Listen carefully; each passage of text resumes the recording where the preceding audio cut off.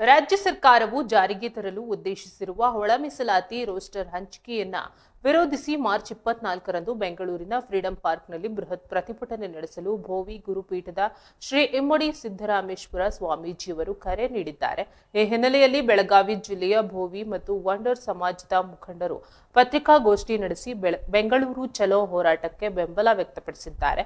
ಪತ್ರಿಕಾಗೋಷ್ಠಿಯಲ್ಲಿ ಮಾತನಾಡಿದ ಮುಖಂಡರು ಒಳ ಮೀಸಲಾತಿ ನೀತಿಯು ಸಾಮಾಜಿಕ ನ್ಯಾಯದ ತತ್ವಗಳಿಗೆ ವಿರುದ್ಧವಾಗಿದೆ ಎಂದು ಆಕ್ರೋಶ ವ್ಯಕ್ತಪಡಿಸಿದ್ದಾರೆ. ಇದು ಮೀಸಲಾತಿ ಸೌಲಭ್ಯಗಳಿಂದ ವಂಚಿತರಾಗುವಂತೆ ಮಾಡುತ್ತದೆ ಮತ್ತು ಸಮಾಜದ ವಿವಿಧ ವರ್ಗಗಳ ನಡುವೆ ಅಸಮಾನತೆಯನ್ನ ಹೆಚ್ಚಿಸುತ್ತದೆ ಎಂದು ಅಭಿಪ್ರಾಯಪಟ್ಟಿದ್ದಾರೆ.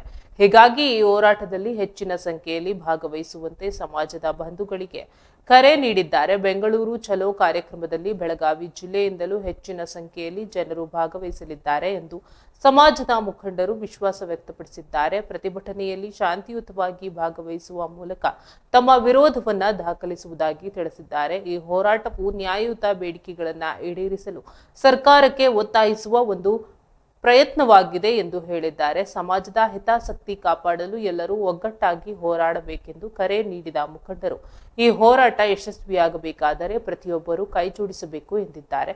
ಸರ್ಕಾರದ ಗಮನ ಸೆಳೆಯುವಲ್ಲಿ ಈ ಹೋರಾಟ ಮಹತ್ವದ ಪಾತ್ರ ವಹಿಸಲಿದೆ ಎಂದು ವಿಶ್ವಾಸ ವ್ಯಕ್ತಪಡಿಸಿದ್ದಾರೆ.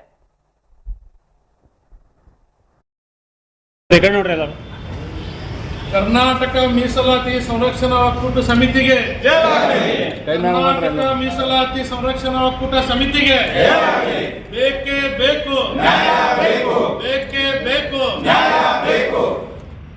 ಏನೇ ಬರಲಿ ಏನೇ ಬರಲಿ ಯಾದಕ್ಕಾಗಿ ಹೋರಾಟ ಯಾದಕ್ಕಾಗಿ ಹೋರಾಟ ಏನೋ ಸರ್ ಈ ಕಡೆ ನೋಡ್ರಿ ಎಲ್ಲ ಕರ್ನಾಟಕ ಮೀಸಲಾತಿ ಸಂರಕ್ಷಣಾ ಒಕ್ಕೂಟ ಸಮಿತಿಗೆ